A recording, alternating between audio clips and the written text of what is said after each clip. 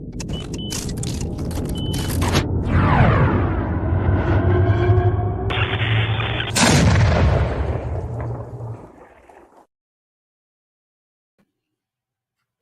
guys, I'm Katie Room from Periapsis Press, and today we will be looking at an article that I came across today about grimdark fantasy.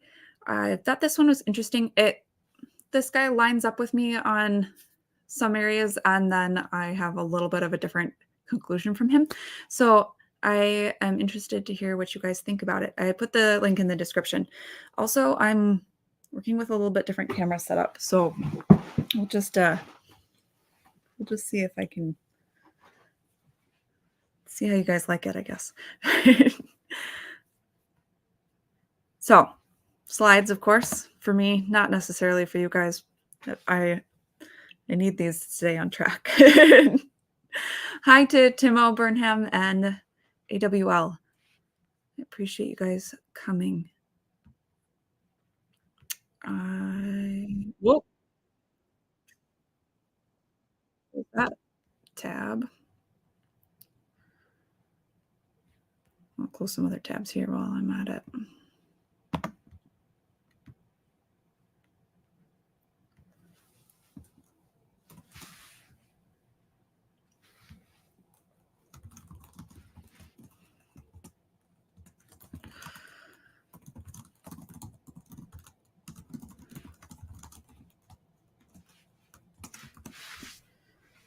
Okay.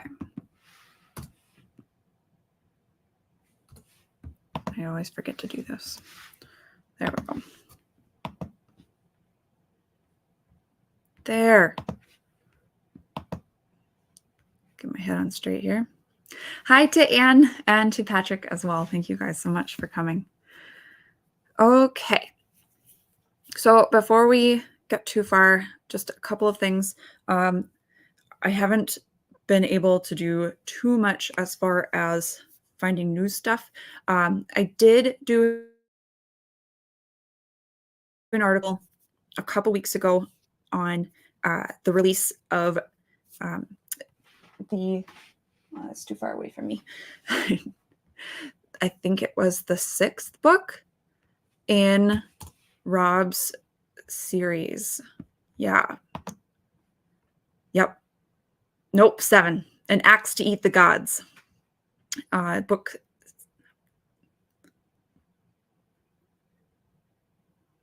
Books. That's not 7. It says 7 in his stuff, but there's a 4 on it. Okay, now I'm confused. I don't remember, guys. Rob Rhymes' Barbarians of the Storm series.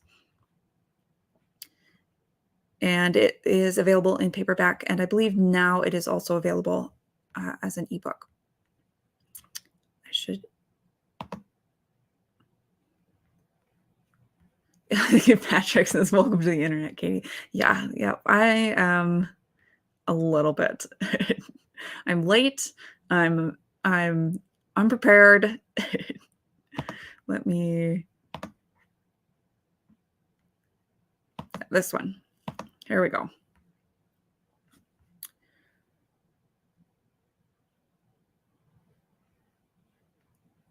Yep. So we did the Dan the Destructor was our first book club book. And it was fun. I don't know why I have it as 7. Maybe I'll just quick look.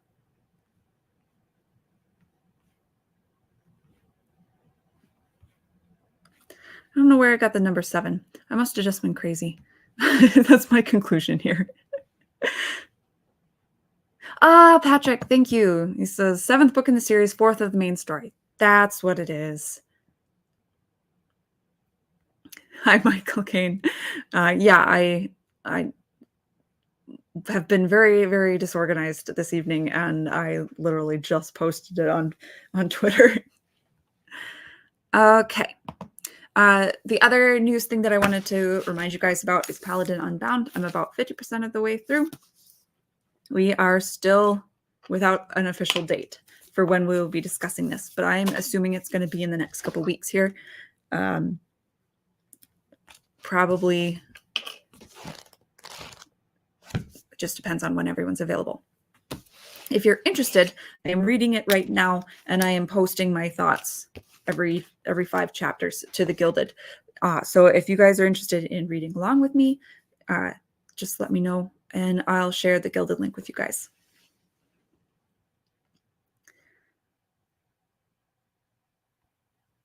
It says, Katie's such a tease, making us glue ourselves to Twitter to know when these streams are going live. I apologize. I am so sorry, you guys.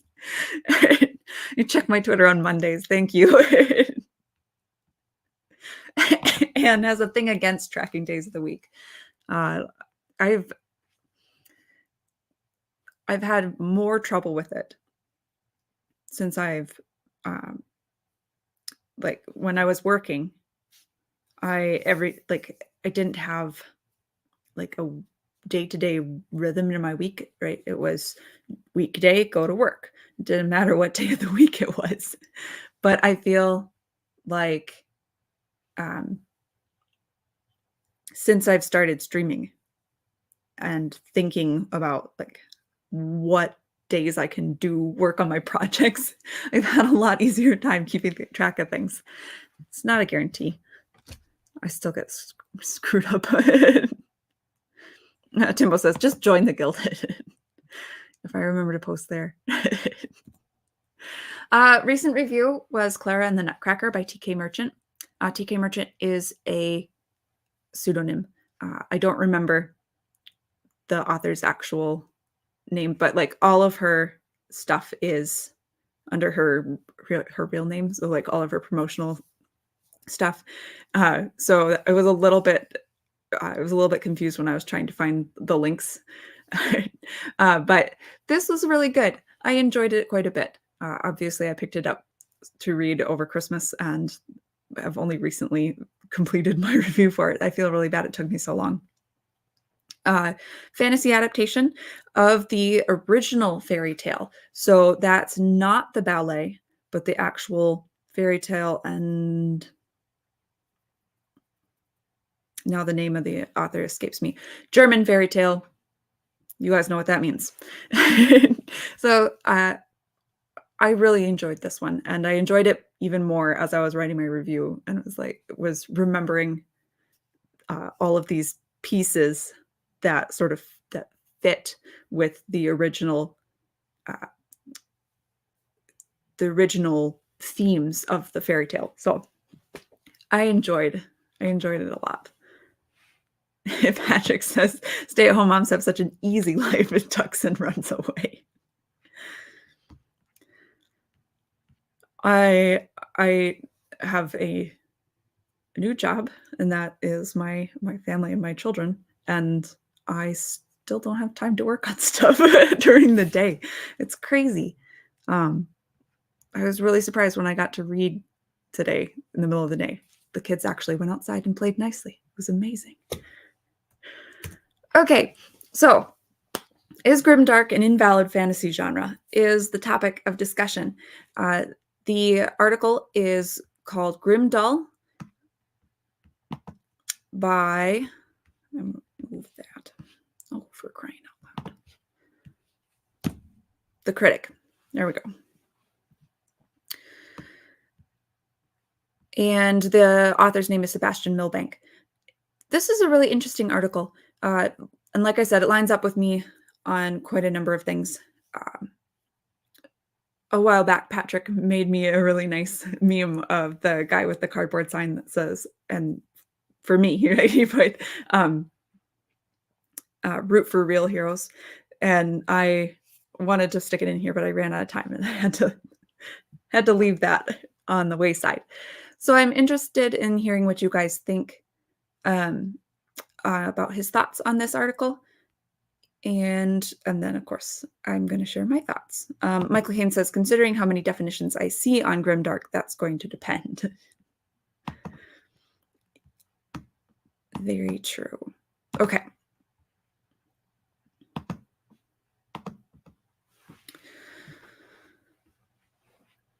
So he starts out with a rough definition of grimdark. Um, it's a recent coinage for an ongoing craze in gritty and dark fantasy settings. He mentions J.R.R. Martin, Joe Abercrombie, and Mark Lawrence. I've read 2 of the Game of Thrones books before I was like, this is definitely not for me. And I read the Broken Empire trilogy as well as I don't remember what the trilogy's name is, but The Red Sister. Maybe that's the name of the trilogy by him as well. And I enjoyed him. But yes, grimdark, I would characterize those series as. It's a genre with a number of consistent features. It's generally in a medieval fantasy setting, but shorn of any romance. I feel like that's an interesting characterization. Characters are overwhelmingly cynical, and those few who exhibit nobility are treated as foolish or naive. I think that's certainly true of Game of Thrones. Generally, a chaotic war is happening or about to happen. Religion features, but largely as a tool of social control, and often portrayed as even more cruel and cynical than the secular world around it. Dark observations about human nature substitute for any moral dilemma, with characters seeking to outwit, manipulate, or overpower one another in a kind of Darwinian struggle for dominance. Then he goes and he links this to liberal, radical, anarchic sentiments. He seems to think that there is something about fantasy that kind of resists this viewpoint in general. Fantasy, with its over-escapism and heroic aristocratic setting, presents something of a problem to this viewpoint. And then he also says that this view of the world is what is what grimdark comes out of, and then also that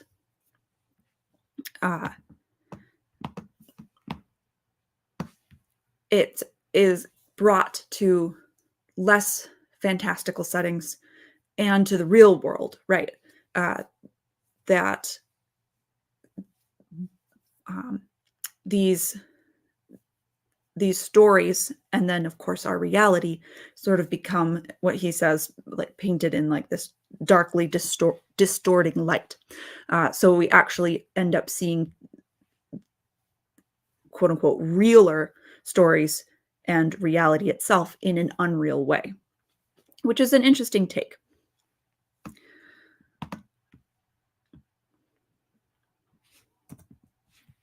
Okay.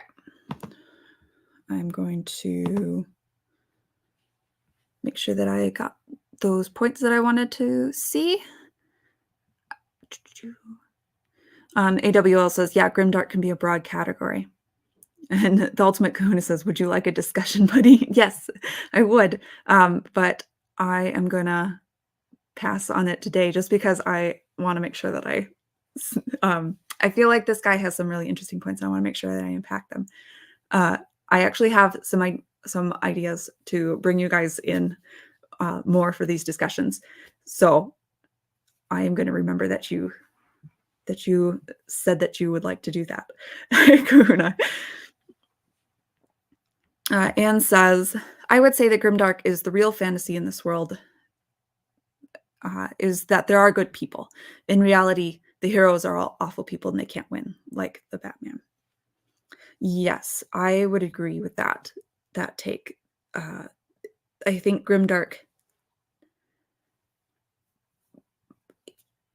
if you look at multiple definitions of grimdark, which Wikipedia has a nice little list, and we're going to take a look at that in a minute. It has really embraced and leaned into the postmodern theology. So I feel that it's not unfair to characterize it that way. Hi, John Pretorius from South Africa. Welcome.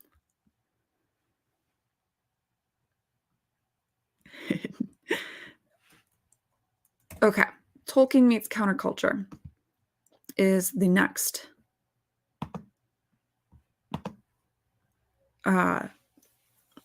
section. And here he goes a little bit into the interaction between two worldviews, and particularly the shift from modernism to postmodernism, as we see through the lens of people interacting with Tolkien. I talked a lot about literature movements in my What is Iron Age video. So if you guys are interested in a very brief, very not deep at all look at the sort of larger movements, that is something that I did. I'm going to skip a lot of this. He talks about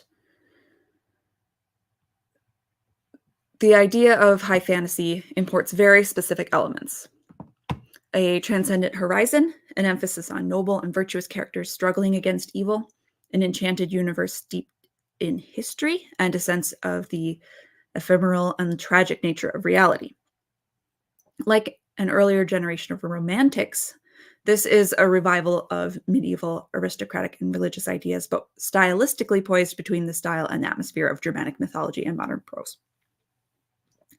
Blah, blah, blah, blah, blah. All of that means that high fantasy in general is not grimdark, and that it has features in it that are diametrically opposed to the postmodern view of the world. Those who followed Tolkien, even from a commercial perspective, understood that modern fantasy was following in his wake. He gave a sense of moral and literary seriousness to the building of imaginary worlds, which would otherwise be absorbed into the moralistic allegory or semi-comical whimsy. His worlds feel real not only because of his attention to detail, but because he builds a sense of emotionally freighted, sorry, I was about to say frightened. That didn't make sense. He builds a sense of emotionally freighted history and recognizable moral stakes set out in a language strange enough to be compelling, familiar enough to be taken seriously. Sure. Then he talks about Michael Moorcock and Philip Pullman, and concludes with attempts to seize the wheel from the high fantasy tendency are nearly as old as high fantasy itself, and it's striking how little headway is made. He suggests that the sort of waves of reaction against Tolkien's worldview and his the structure and art that he cared sorry guys, the structure and the archetypes and the themes that his work characterized the following genre, that those have less staying power than just the natural, genuine, authentic high fantasy genre. Check back in with my notes. Yep, okay.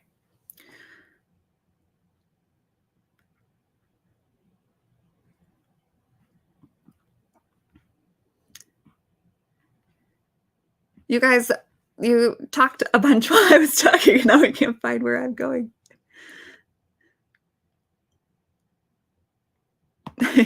Ultima Kahuna says, "Yo, John." And then he says, "What are the differences between a Greek tragedy and a grimdark story?" Interesting. That is a good question. They do certainly have things in common. I would say that they come out of fundamentally different worldviews, obviously. A Greek tragedy has a sense of realism in the sense that the things that are being confronted are real and have real stakes, and the characters within them can really impact them. Whereas I would say most grimdark has more of a impersonal feel to it, where the gods, if they exist, are part of the problem, right? Like as opposed to merely being additional players in the power struggles, and that the characters are feuding impotently against reality, psychological, and like other kinds of evil that cannot be overcome. That's how I would think, just without having thought about this question prior to you asking it. Really, really fantastic thought there. C.A. Pence says, hello, you said the G word and I arrived. Hello.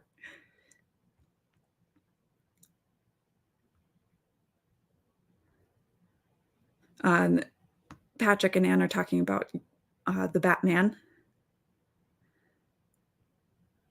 Michael Caine says, I'm going to say that Grimdark is certainly opposed to historical fantasy, not the genre, as in Tolkien, MacDonald, etc. The progenitors of the modern form of fantasy. I would agree. And I think that's all the further back that Sebastian is reaching. What's his last name? Milbank?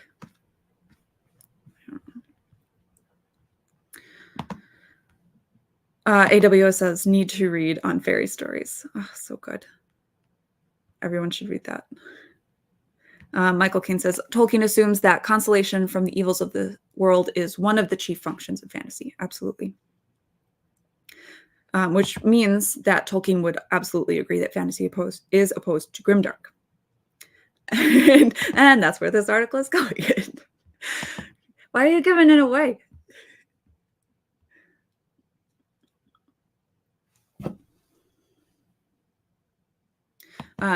John says, Pullman has his fans, many of them, but it's amazing how 2 decades later his books and their adaptations have had zero cultural impact. And I think that's what Milbank is trying to get at here with the statements that he's saying, that he's trying to communicate that fantasy has more staying power. The Ultimate Kahuna says, you can have a dark story without the nihilism inherent in Grimdark. I feel like nihilism is almost inseparable from Grimdark. I will get into it a little bit at the end, but I think that there are things about Grimdark that have appeal beyond nihilism, but I think it tends to have it does have a much more cynical view of the way things work.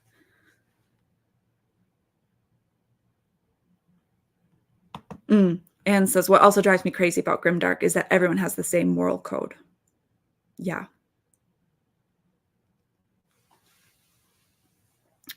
This, I think, is back in reference to their discussion about the Batman, but she says, I agree, you can have your hero fail and still have there be good in the world. Michael Caine says, I've never met anyone that's read Pullman.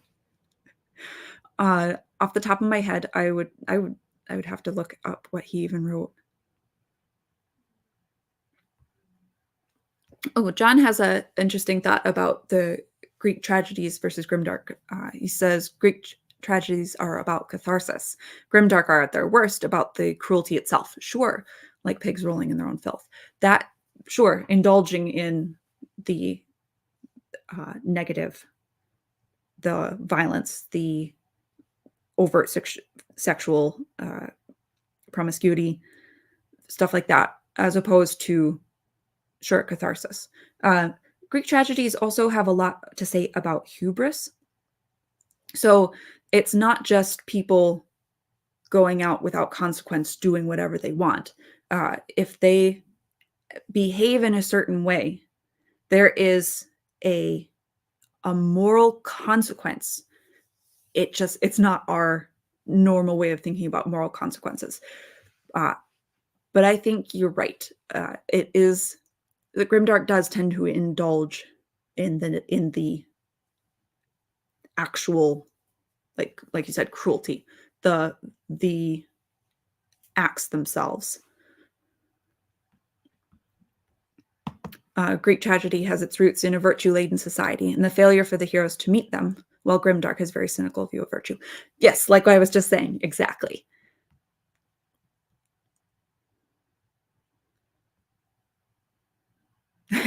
Michael Caine says, I was trying to word a sum up of it, but you guys nailed the Greek tragedy stuff well. Yeah, great job, you guys. AWL says, the degradation of a virtuous life really is what sours these kinds of books to the taste. I agree. It's not my thing. I enjoy them every once in a while, but I can't make a I can't make it a regular part of my reading diet.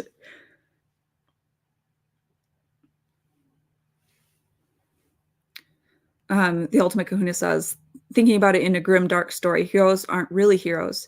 They're just other crappy people. Sure, yeah. And in Greek tragedy, the heroes lose and the bad people succeed, but they're heroes. Exactly. Yes. Yup.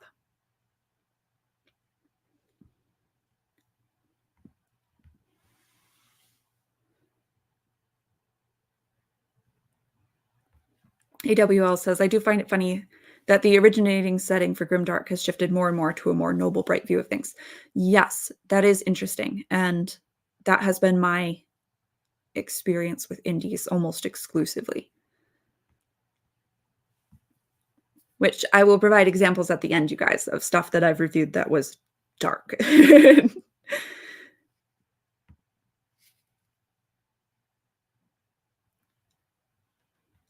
Michael Caine says, postmodern storytelling is good at telling the truth about one kind of story, that nihilism and self-destructive behavior lead to destruction. Fact check. True, but I don't want to always read that. Yes. Anne and Patrick are still talking about the Batman, I think. Patrick says, Hercules kills his wife and kid, but the hero's journey to make amends, even though that poor Hera forced him. Save Prometheus. John says, my writing tends towards noble dark. Nice. Okay. Go back to this. I'm caught up with you guys. So then he talks about Michael Moorcock's essay Epic Pooh, in which he basically says that that Tolkien is basically Winnie the Pooh with swords. And yeah, one of these days I need to read that to go over with you guys, because I read it a while ago when I was in college. And I obviously I'm opposed to his viewpoint. Obviously, postmodernists think that stories should expose the truth of reality. And so the idea of escapism is a little bit opposed to the way that they view the point of stories. So the Michael Moorcock believes that Tolkien should have been addressing the social issue of Moorcock's day, right? Class politics.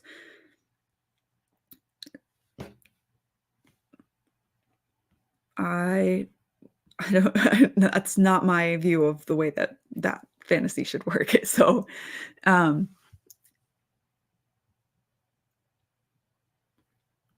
so then he says, aside from the basic contradiction of calls for social realism in the realm of fantasy, we also have the ever-present demand on the anti-Tolkien side for greater psychological realism. And then I think this is one of his more interesting points. If fantasy is both socially and psychologically realist, in what sense is it fantasy? Why write fantasy at all? And then he says, particularly when Tolkien disliked allegory so much, it doesn't seem to make sense to him.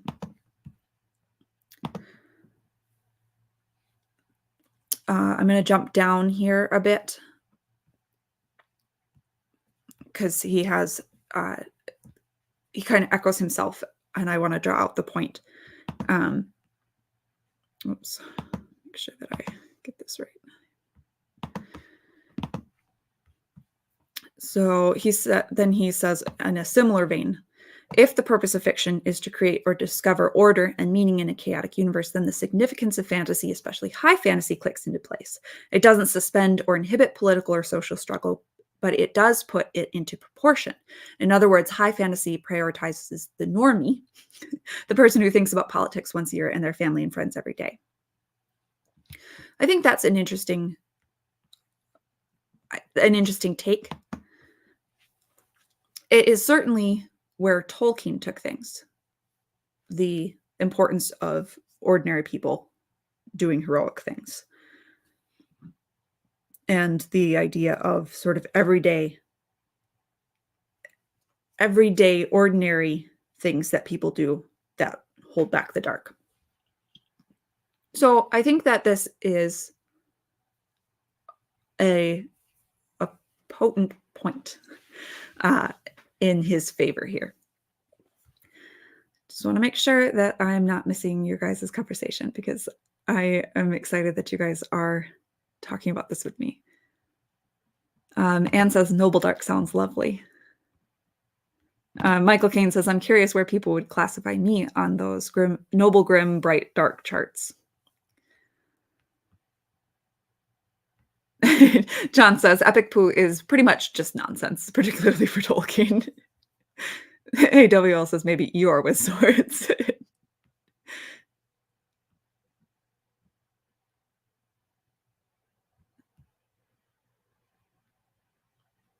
Anne says, I find Pooh particularly objectionable due to the lack of property rights.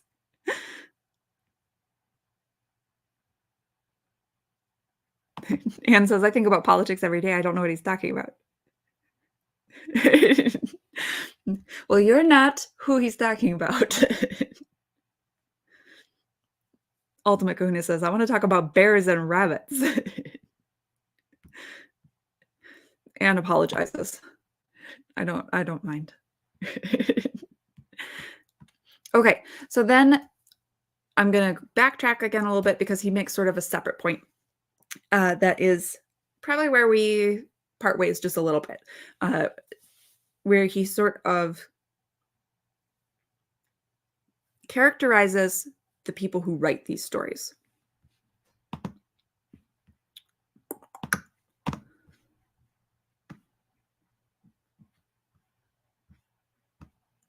Where did it go? Oh, here we go. Fantasy authors who trade in Grimdark that are themselves tragic antiheroes. They're drawn to fantasy because they'd like to spend their days writing about magic, swords, elves, and medieval maidens. They're pure, beautiful nerds who just want to build their own imaginary worlds, full of invented languages, histories, and warring dynasties. This guy doesn't believe in the Oxford comma, and it's bothering me. Just a quick aside there. But their desire for an enchanted reality is at odds with their inherited politics and cultural sensibilities.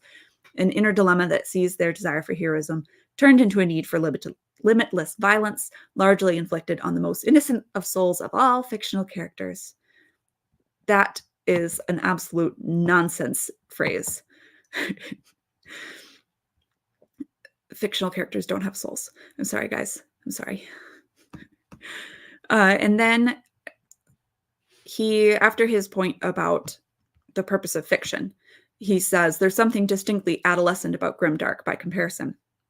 Sometimes literally so, with a taste for angry young teenagers on quests for revenge. Cynicism is a natural response to childhood innocence, meeting flawed reality. Growing up is about, in part, learning to be innocent again in a world that is broken. I think that's a nice point about growing up versus becoming a teenager. Um, I think that this is a little bit uncharitable of him, and I think it's because he's overlooking people who are not postmodernists who enjoy grimdark.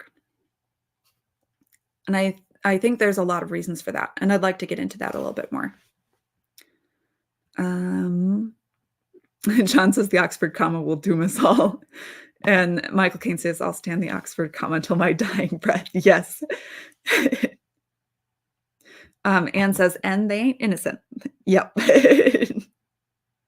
Exactly. Patrick says, no Oxford comma, kicked out of the kingdom, banned, opinions discarded, disbanded, shot to the sun. And one last thing for an Oxford comma. Thank you. Anne gives you a muscle handshake. Very, very nice. Okay. I'm going to circle back to what I think is worthy about Grimdark and what I think authors and readers probably take away from it that he's not even acknowledging in a little bit. Yeah, he also says that the characters are what every angry teenage boy longs to be, and I don't know if that's necessarily true. His next section is on cynical escapism. And he talks about the way things are and talks about flawed antiheroes. And that's when he says they're what every angry teenage boy longs to be. And then he talks about TV shows. He says that it's a genre that flatters the egos of audiences who get to feel superior and sophisticated by absorbing its cynical social commentary and at the same time covertly satisfying their most pornographic impulses. The pleasure derived from consuming it is directly connected to the sleight of hand. And then he sort of says, our horror and our outrage or horror at acts of slaughter and cruelty is softened to a delicious subversive thrill by reducing it to the play of calculation or the pretense that everyone is really just as bad and selfish as the worst characters, that there are no heroes. It certainly asks us to buy into that when it is so firmly done that there are no heroes, when the characters are all anti-heroes or subverted in some way or form.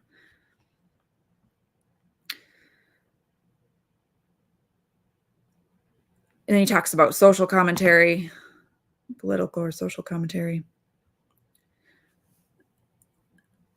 Then he says that it's poor storytelling because it is definitionally inhuman. And then he mentions Ayn Rand.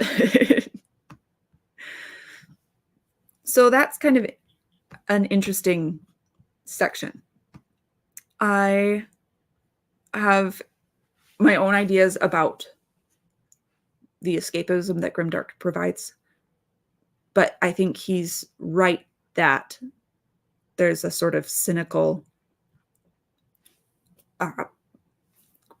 like pleasure in just carving a path of destruction through horrible people because or like a whole bunch of small fry, right? Just because you don't have to justify it. Everyone is horrible. And I don't think that should be downplayed necessarily. I think there are other escapism elements in Grimdark that he's not talking about.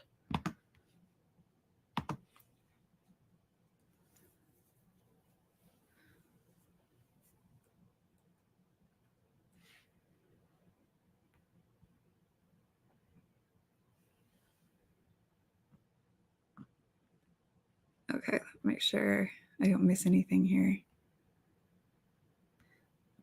Ultimate Kahuna says, to bring up a point, I like grim, dark on occasion, and I enjoy dark, harsh reality stories, but it needs a balance. I think a dark story properly told can allow the light to shine all the brighter.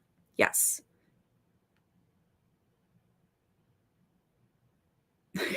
Michael Caine is making an mildly off-color joke using the lack of a Oxford comma. And John jumps in. I also like the Oxford comma. One of us.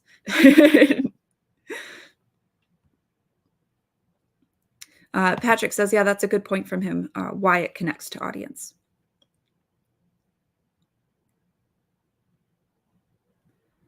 And agrees with Ultimate Kahuna. You need the plumb line of morality through the heart of your story to keep it on balance. Who else says Rand was rather inhuman.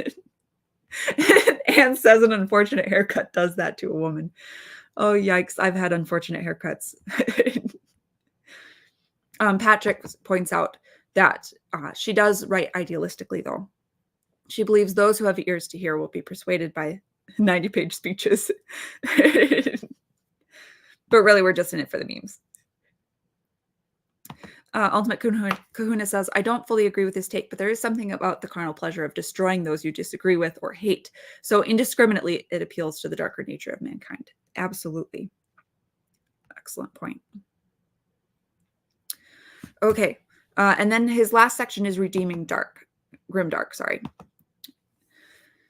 Is there a good version of Grimdark? Perhaps. He talks a little bit about John le Carre and talks about you can see the difference between a work that starkly reveals all of the bitter horror of that reality versus works that covertly revel in it. Dystopian fiction likewise works because the protagonists are generally horrified by and struggling to live within the bleak world they inhabit. And then he asks, is it just that pessimism belongs within realist fictional settings? And he says, certainly not. And he brings up horror as a example of pessimistic realistic fiction. But crucially, good horror exposes rather than conceals the audience's prurient impulses. Sexual. Yeah. Most importantly, good horror has a moral. Modern culture and literature in particular is much burdened by the pretensions of artists to transcend tradition and history or to embody political and social radicalism. Sure. That's art for you. But the great works of 19th century literature that define the modern novel rely not on a materialistic universe, but a thoroughly providential one.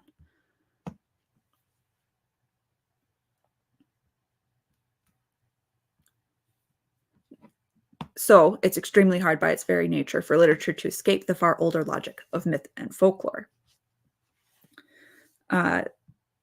This is an interesting point. Rationalists like Michael Shermer, who coined the terms patternicity and agenticity to describe the human tendency to ascribe meaning and agency to an inanimate mechanical universe, may have a perfectly coherent argument. When talking, well, he's going to say it, but even if one accepts, as much of our cultural elite do, that this describes the physical world, it becomes a real problem when applied to fictional works. After all, every novel is a thing of intelligent design. By definition, no part of it is absent meaning or intention. None of it is, in first order terms, random. So if we, like Michael Shermer is his worldview, if the universe is impersonal, then our tendency to ascribe meaning and agency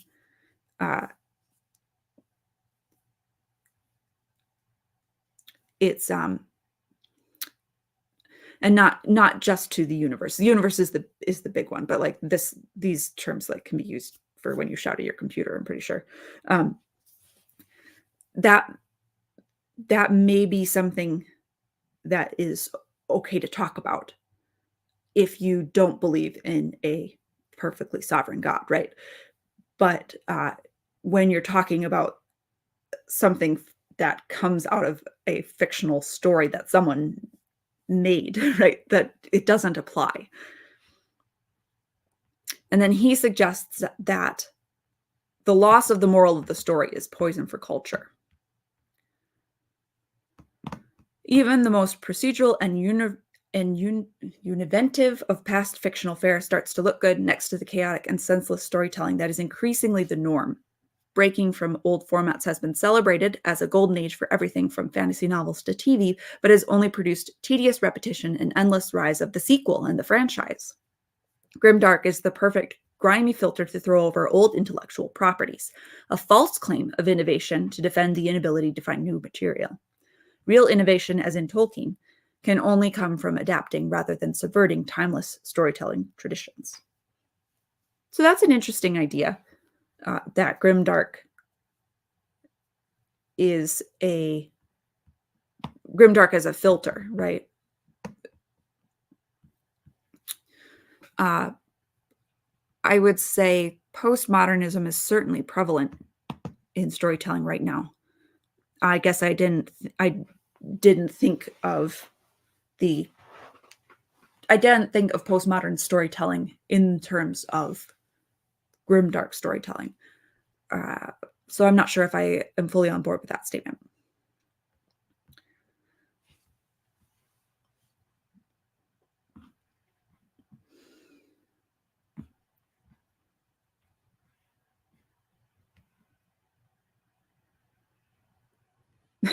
Anne says, what's worse, Ayn Rand or the people who insist that you read that miserable brick?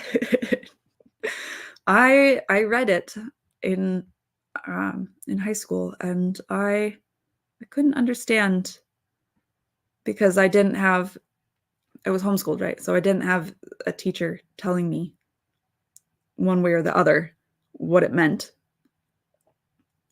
as far as like social, political, thematic things.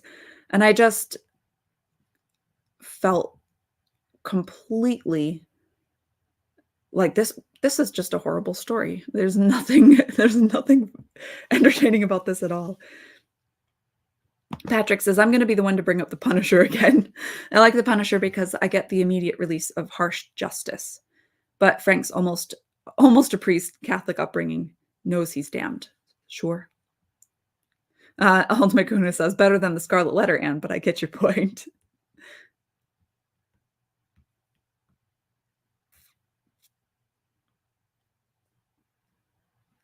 Ultimate Kuna says, Patrick, that's why Daredevil and Punisher are great allies in opposition.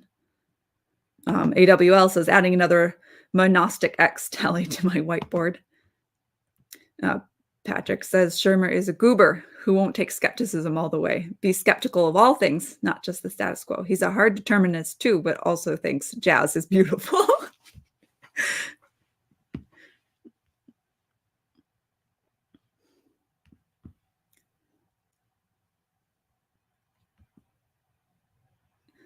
Now we're talking about Victor Hugo.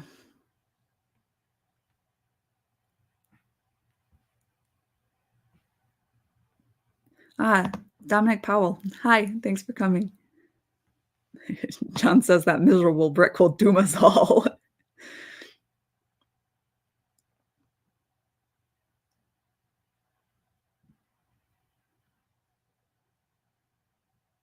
What brought up Ayn Rand? This article did, yes. In the context of inhuman characters. Okay.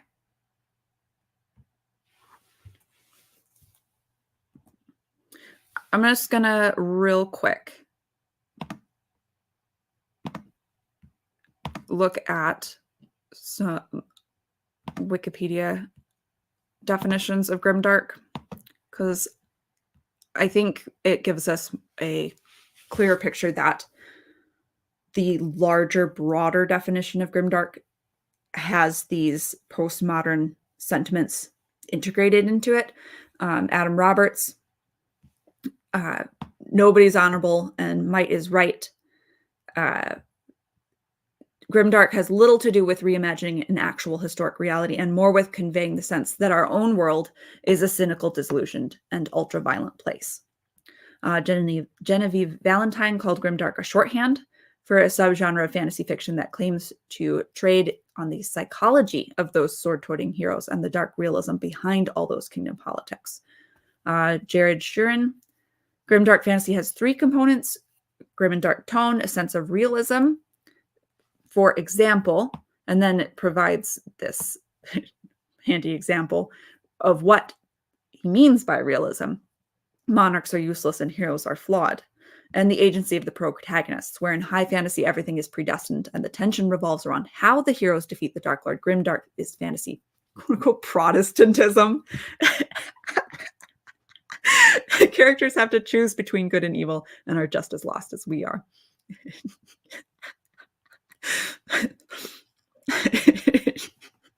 Sorry, guys. Catholic wrote that. Liz Bork considered Grimdark's defining characteristic to be a retreat into the valorization of darkness for darkness's sake, into a kind of nihilism that portrays right action as either impossible or futile. Helen Young uses the example of J.R.R. Martin. And Roberts, Grimdark is an anti-Tolkien approach to fantasy writing. So I think that really hammers in how the concept of Grimdark is not just dark things happening, not just violence or blood or gore or sexual sin or whatever. But it's trying to make a larger statement about what is possible, not just in the fantasy world, but in our own world, that heroic actions will ultimately come to naught, that or it's not possible to do, that there's too many factors, right? That you're ultimately going to shoot yourself in the foot or something, that there is no purpose, and that ultimately everyone is evil. Okay, so did that. Oh, and then that also mentions Hope Punk and Noble Bright and talks a little bit about how those differ. Not in anything useful, right? Because they want you to go look at the articles for those.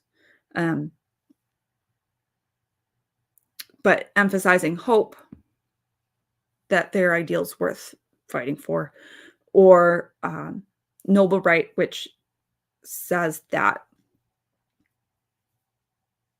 good fights are worth fighting, and they can be won, and they can result in a happy ending. We know this, right? These are not anything particularly. I hesitate to get on board with like Noble Dark or Hope Punk or what is the other one? Bright. Is it Noble Bright? Because they're just like returns to like what fantasy is, right? So I think they're fun to talk about and how they might differ in sort of a philosophical way, but as far as choosing genre, which, as you guys know, I believe is all about marketing and not really about like debating philosophical points of where does this book belong. I don't think they're particularly useful. Ultimate Kahuna says, if you want a tragic dark story, you can go with one of the goats. Frankenstein, the book, is a beautiful and sad tale, one of my favorite books of all time. Yes, absolutely. And I mean, talk about social commentary, right? it managed to convey something without saying that nothing mattered, right? Uh, really a fantastic story. John Delarose, hey, thanks for coming. Ban Grimdark, he says. Michael K says, wait, what? Fantasy Protestantism? AWL says, Tolkien Augustinianism wins again. Fantasy protestation? What? Dominic says, it's been a long time since I stopped by at your live streams. As for Grimdark, nobody wants to be drenched in cynicism and nihilism in the long run, not to mention cynicism doesn't equate to realism. Yes, excellent point.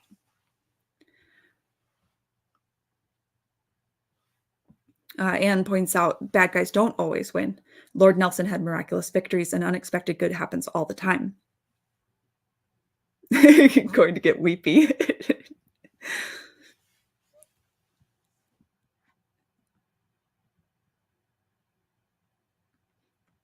John says that anti-Tolkienism is a spectrum now.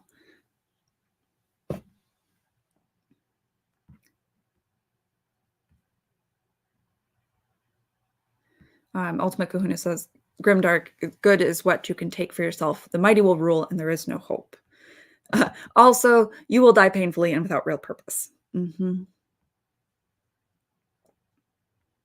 Anne says, as much as I love Tolkien, the bad books and Tolkien dichotomy is whack. There are like a lot of good books out there, like at least 3.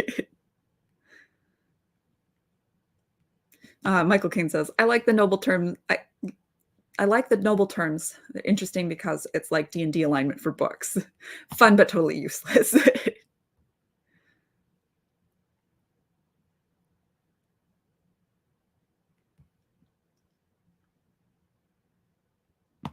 Patrick says, the one sliver of Matrix 3 that I give it is when discussing why Neo fights, because I choose to. Good discussion there. I mean, I don't buy it, but it's something. Doug Wise says, maybe just me, but I hope someone can find descriptors that are a little less twee. Fiona Wolf, hi. Thank you for joining us. I'm biased, but most output is Grim Derp rather than Grim Dark, i.e. Game of Thrones. So this article that we're looking at is called Grimdull, and Fiona Wolf considers it Grim Derp.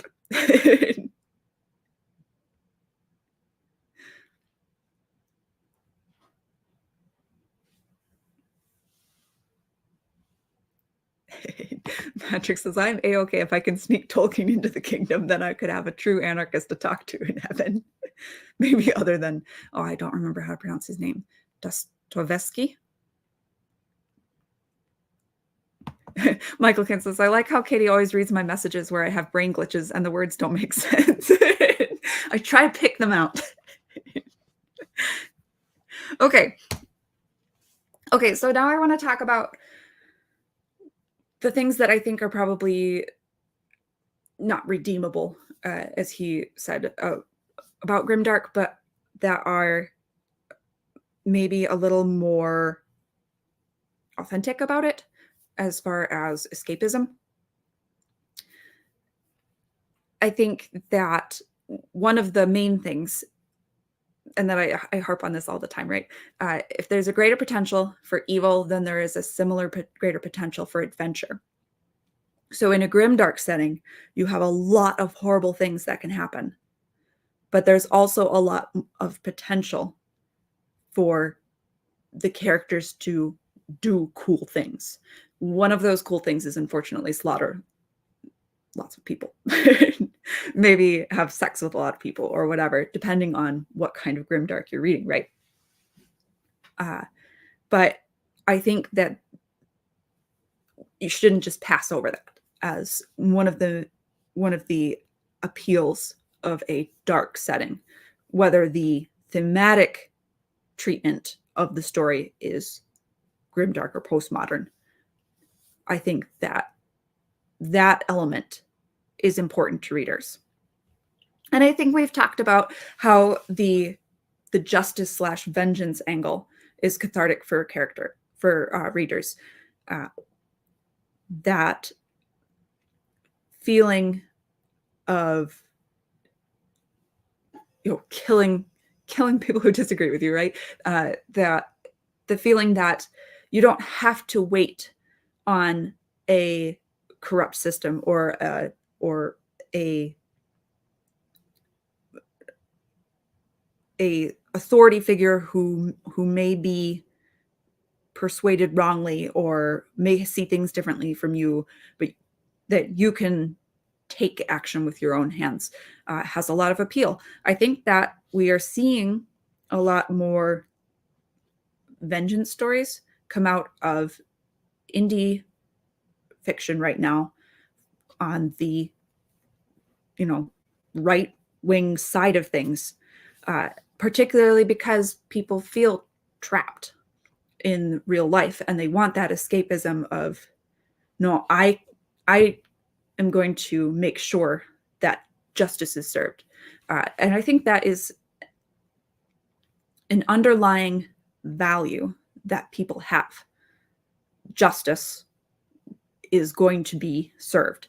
And even though everyone is evil in a grimdark setting, or everyone is flawed, or there are no real heroes, there is a sense in which everyone is getting what they deserve. And that is appealing to people. It does propose a world that's worse than ours. And that can be, that can give someone a sense of escape, in that they can go to this world that is clearly worse than ours and then return to their own safe, relatively peaceful life. I think that that is another escapism element. So those things are not necessarily wrong. They're also not necessarily postmodern. And I also want to point out some of the things that we talked about when I did my horror stream for, I think I did it for Halloween, that it prompts questions, and there are symbols and archetypes that cannot be escaped. And then there's truth and practice that you take away from it when you return from yours. So one of the questions that might be prompted is, are there good people?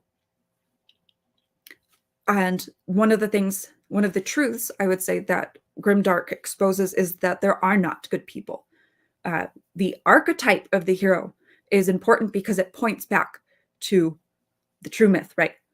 That we have a savior, and who is good and who succeeds in saving us, right? And that we have a judge who is the epitome of justice and righteousness, right? So those archetypes, when Grimdark tries to corrode those, that's less of a good thing, right? But something that is also true is that there are not good people. And where Grimdark might encourage people to think that, like, you people are not good and I can act however I want towards you. One of the questions that might be prompted that would be a good question would be, am I a good person? And then the answer would be no, right? And that you have been corrupted by sin and need a savior. So there's a function, right? Is what I'm trying to get at. And like I said, the symbolism and archetypes are there. It's fantasy. So the fact that they are imperfect, the fact that they are subverted, it is done imperfectly because there is an understanding of the archetype in the subversion, right? I think I said what I was trying to say. You guys let me know if that makes sense at all.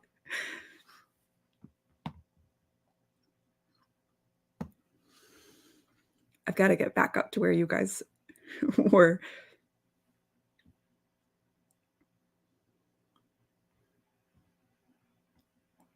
Patrick says errors and stuff is why my Twitter reads like I'm 12. I'm not giving you $6, Elon.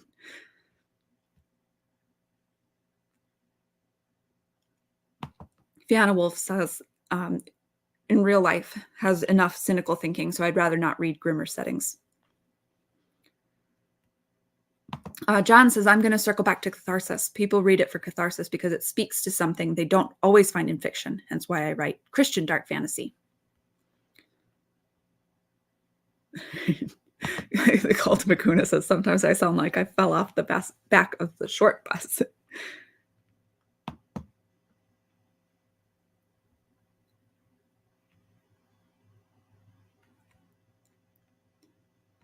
Fiona Wolf points out that darker settings have been in ascendant since the 70s. Yep. I think it comes in waves. I think we are in a reactionary wave against it right now, which is wonderful.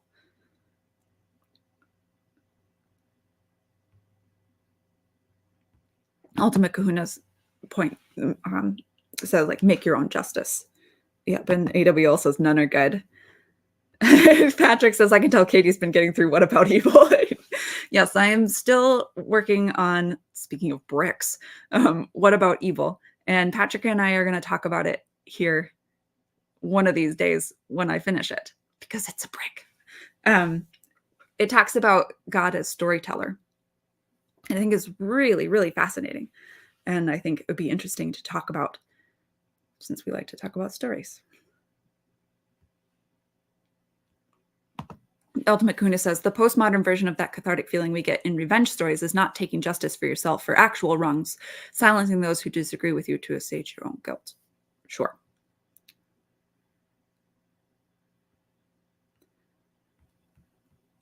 All right.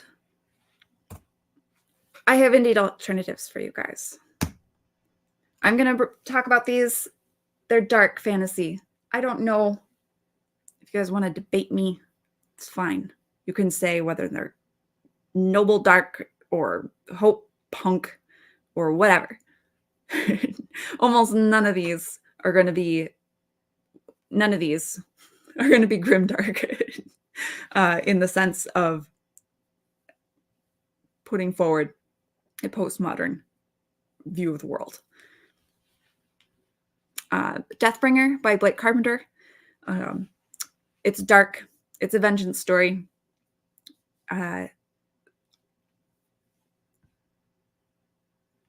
Yep. Talking sword, light steampunk setting, and gory action. So I think that one definitely belongs in this list.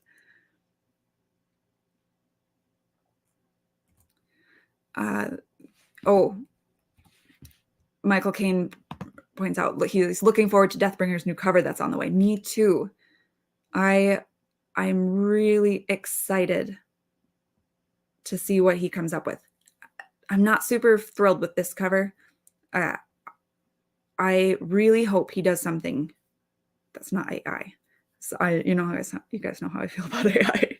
I would really like to see a nice cover that really conveys the sort of steampunk feel and the female main character and the action. Yeah. So I really hope he delivers on that. I'm looking forward to it. Ultimate Kahuna says, say it simple, Katie. Good book, but good book.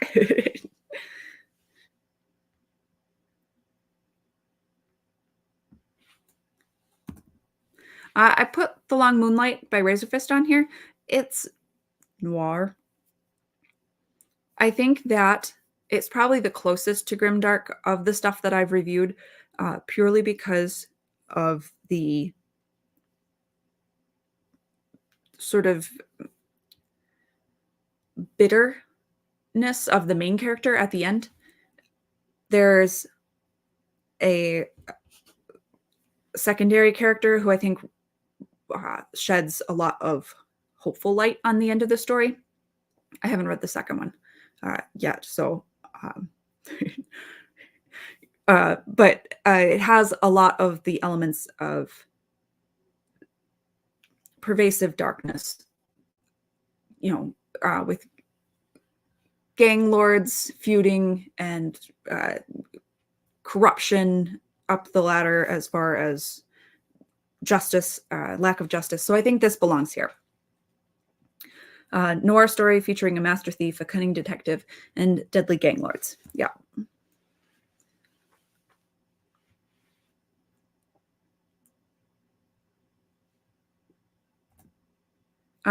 The Crimson Spark by William Hastings. He's actually working on the end of the trilogy this year, I think. He's got the sequel out already, but I think he's working on the end of the series. Michael Caine says, but does it have lock picking?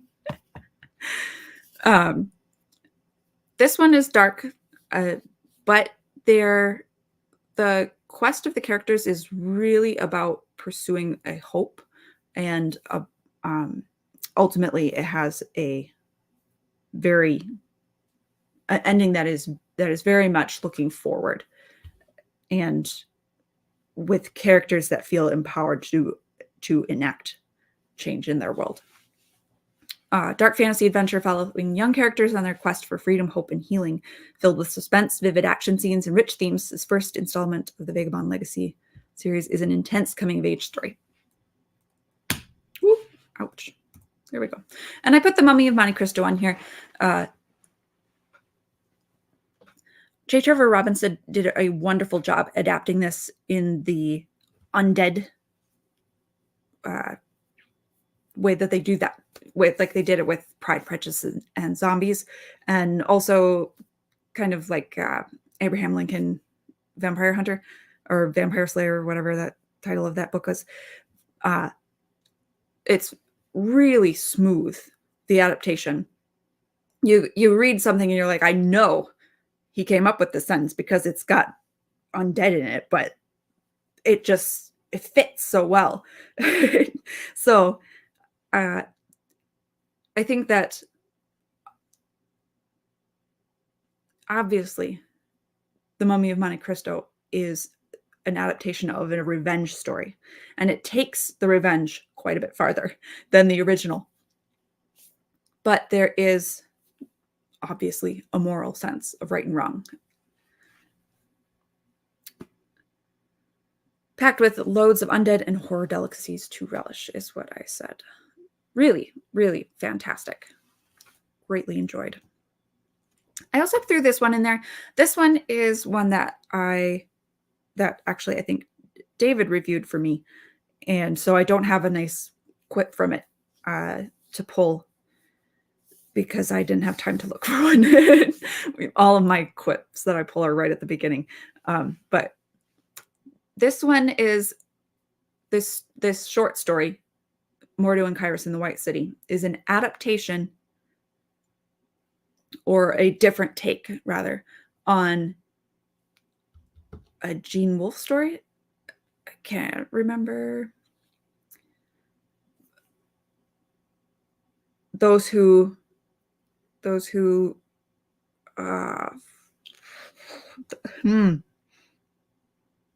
Hermson is the author here. Is it those who walk from Owless? So it has very much that same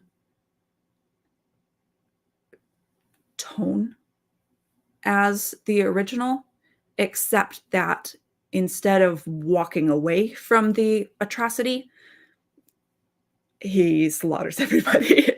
So I think that this one belongs here in a discussion about Grimdark,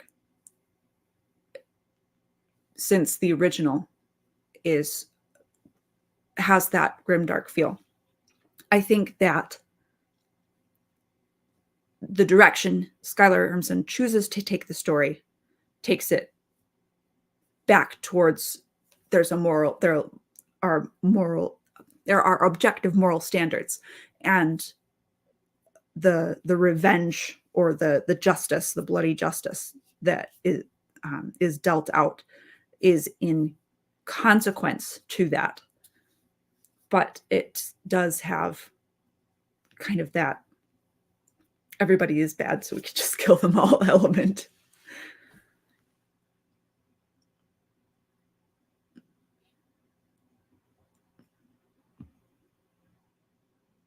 Ultimate Kahuna says the second one is leaps better. I think he's talking about the second Night Vale book. He says it's much more fantasy adventure than noir. That might appeal to me more. Dominic says these books look interesting from the book covers to the individual premises. Today's book covers don't have the it factor to sell the book to potential readers most of the time. I know. Did you guys see that? Who was it? Was it Michael Caine?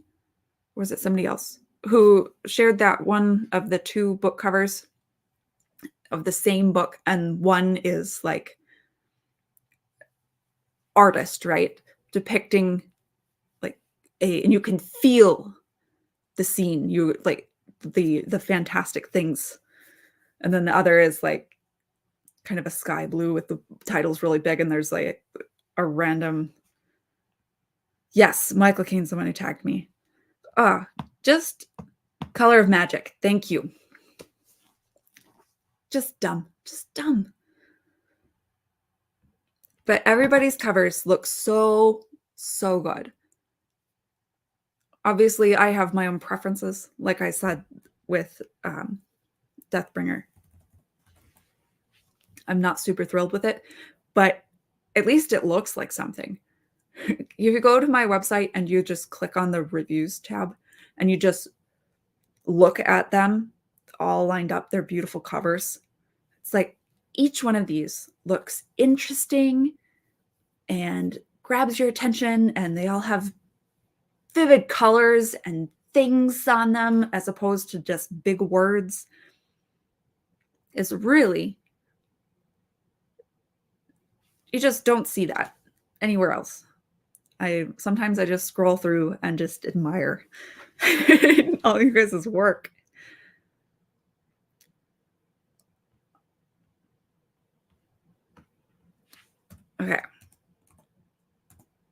Okay, that is all I have.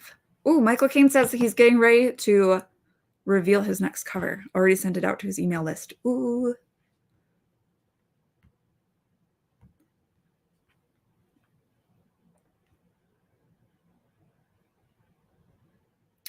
John says the classic Terry Pratchett covers were done by Josh Kirby, who is closely associated with Pratchett. These new covers are the blandest of bland. Yes. Yep. And everything is like that. Like the Aeronauts Windlass remake cover. Why did you do that? And I know why they did it. I talked about it a little bit with David on stream once, and I don't remember what stream it was. But it is communicating that it falls into a completely different genre and readership. And it's dumb. It's dumb. Dominic says, covers for Stephen King's The Dark Tower series reminds me of how comic books of old give readers a teaser for the book's content. Covers of old, sorry. No, comic books of old. Yep, okay.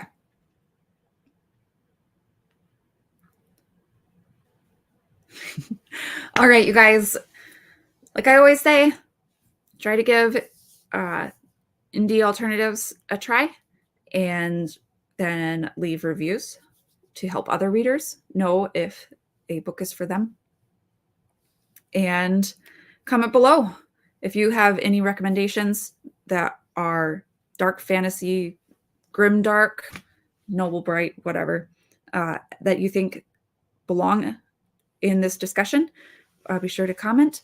And if you guys are interested in hearing me talk about any discussion topic or any particular subgenre of fantasy that you, or sci-fi that you would like to see indie alternatives to, just let me know. And again, if you guys are interested in joining my read through of Paladin Unbound, I am reading it currently about 50% of the way through, and I'm doing my thoughts piecemeal, finally doing it right on my Gilded. So if you're interested, just let me know and I'll send you a link to that. And you can join up with our community. Thank you guys so much for coming. Have a great evening. And you can always find reviews of indie sci-fi and fantasy at periapsispress.com. Guys, have a great night.